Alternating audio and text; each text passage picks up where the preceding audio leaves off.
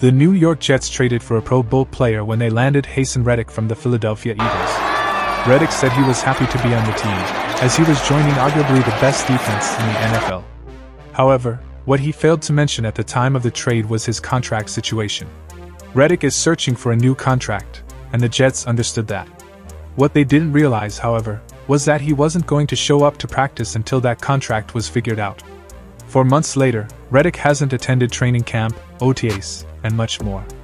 According to Rich Cimini of ESPN, he's been fined $850,000 in mandatory fines for missing 15 days of training camp and $300,000 in discretionary fines, making his total over $1 million in fines. It doesn't make much sense for a player looking to make money to lose $1 million in half a month, but here Reddick is. Not having an agreement in place for a new contract was a questionable decision for New York, but it's also fair from their perspective. Reddick is one of the best edge rushers in the NFL. There's no denying that. Still, the Jets likely want to see how he'd fit with the team, both on and off the field, before handing him the money he's looking for. "I'd pay him," a former GM said.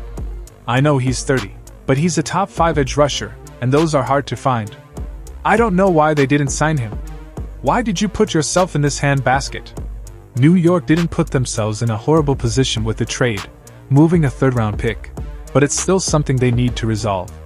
If they lose him after this year for a third-round pick, they can deal with that. That, of course, shouldn't be the goal. If it happens, it happens. They simply just need him on the field as soon as possible, as this might be their best chance to win a Super Bowl.